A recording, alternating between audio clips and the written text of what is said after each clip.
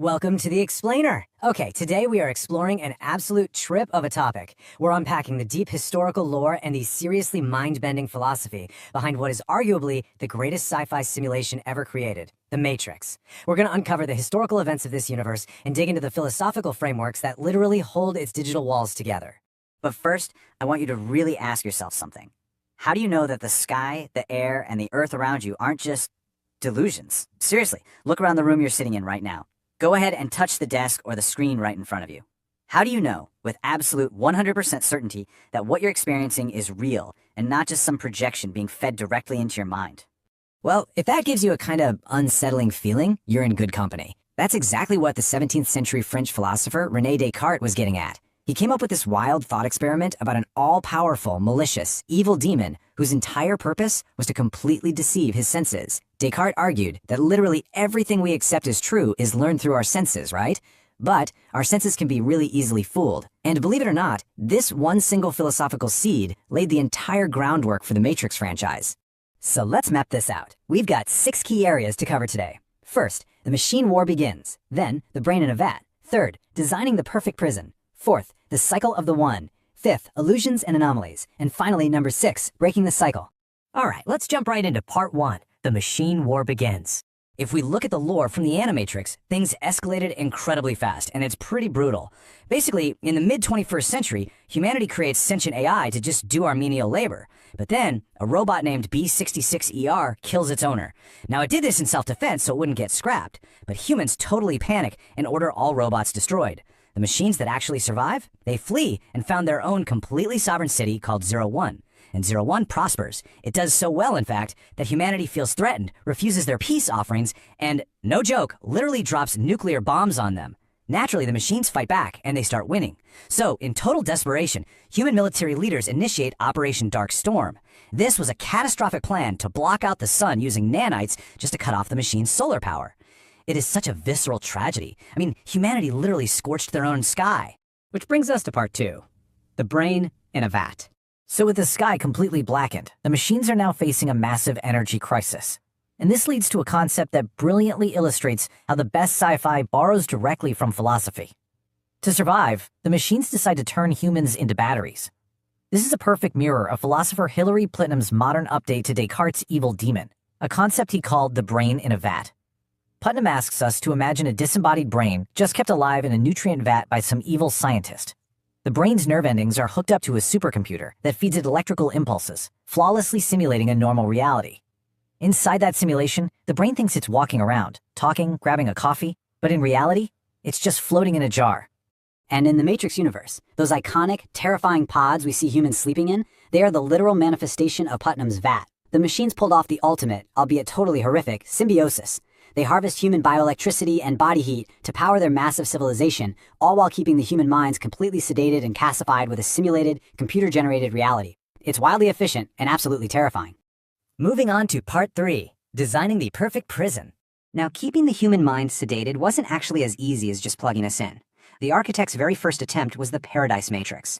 It was this perfect world with absolutely no suffering or pain whatsoever. But guess what? Human minds completely rejected it. Whole crops of people either woke up or just died. So the architect pivots and he swings to the absolute opposite extreme, a nightmare matrix. We're talking a living hell full of literal monsters and demons. But humans rejected that one too. It turns out human psychology is incredibly complex. We actually require a certain degree of conflict and imperfection to accept a reality as genuine. Crazy, right? So, the crucial point is that the real breakthrough came from a program specifically designed to investigate the human psyche. You know her as the Oracle. She realized the system needed to offer humans a subconscious choice, even if it was just an illusion of agency, giving humans a late 20th century simulation where they felt like they had free will. That's what stabilized the connection. The system bugs stopped, and this perfect digital prison was finally open for business. That leads us straight into part 4, the cycle of the one. Okay, so even with the illusion of choice, an imperfect system is bound to generate anomalies, right? And this leads to one of the most devastating reveals in the entire story. See, we're initially led to believe that the One is this fated messianic savior destined to destroy the Matrix, but actually, the prophecy is a total lie. It's a calculated, built-in release valve. Over a period of about 70 to 100 years, mathematical anomalies slowly build up in the system. The machines then purposefully funnel all these glitches into a single human vessel, the One. The Oracle guides the human rebels to find this person, basically feeding them false hope. Ultimately, the One is forced back to the mainframe, the source, where their code is reinserted to reboot the Matrix. Meanwhile, the machine army is simultaneously wiping out everyone in the real-world city of Zion. And here's the real kicker. When we sit down to watch the very first movie, this exact cycle has already happened 5 times. It is such a brilliant but entirely bleak 2-leveled control system. Think about it. The machines don't just control the humans trapped inside the simulation. They control the very rebellion fighting them on the outside. They literally engineered the resistance just to keep the overall system stable. It leaves humanity with absolutely zero actual freedom. Let's look a bit deeper in part 5, illusions and anomalies. So with all that control, how do we ever even notice the prison walls? Well, just like Descartes warned us about our senses being so easily fooled, simple optical illusions prove that our brains are constantly just constructing a representational model of the world. In strict neurobiological terms, reality is just neural circuits firing in parallel. The Matrix simply hijacks that exact biological process. So whenever there's a tiny discrepancy in the code, what do you experience? You get an illusion. You can actually see this beautifully represented in M.C. Escher's impossible architecture, which, by the way, directly inspired the glitches in the Matrix universe. There's this fantastic animatrix short called Beyond, where these kids find a quote-unquote haunted house inside the simulation. But really, it's just a localized area with severely glitched code. Gravity doesn't work right, shadows totally detach from their objects, and broken glass bottles magically reassemble themselves in mid-air. The kids are just having fun playing in it until the agent exterminators show up to completely delete the anomaly and reset the whole block. Now, what's really interesting here is how this digital illusion perfectly bridges modern sci-fi with ancient wisdom. This directly parallels the concept of Maya in the Advaita Vedanta school of Hindu philosophy. Maya is this powerful cosmic force that creates the grand illusion that the physical, phenomenal world is real, ultimately concealing the true spiritual reality lying underneath. If you think about it, the Matrix is basically the ultimate weaponized form of Maya. And that brings us to our final section, part 6, breaking the cycle. If the physical world we perceive is just an illusion, how in the world does humanity ever actually escape? Well, as I mentioned earlier, we joined this story during the 6th iteration of the Matrix. For the first 5 cycles, the previous versions of the One always made the logical, calculated choice. They chose to reboot the system and let Zion be destroyed just to ensure the basic survival of the human species. But the 6th iteration, that is where the architect's quote-unquote perfect fail-safe plan goes spectacularly wrong. To understand exactly why it fails, we can look back again to ancient philosophy. The philosopher Swami Vivekananda once commented on overcoming Maya, saying, "The cessation of ignorance can only come when I know that God and I are one.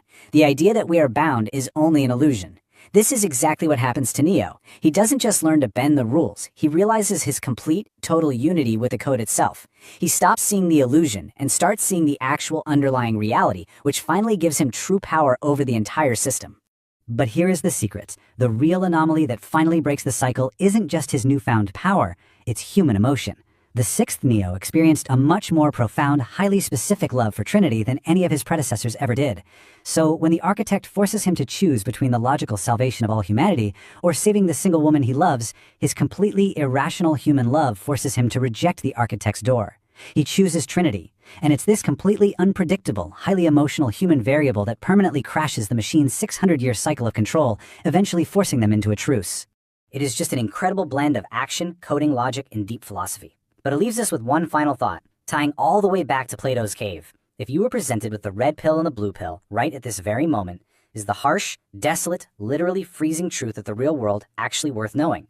Or, like the character Cypher believed, is a simulated paradise, even if you know it's a total illusion, actually a better reality? I want you to really think about that the next time you look up at the sky. Thanks so much for joining me on this.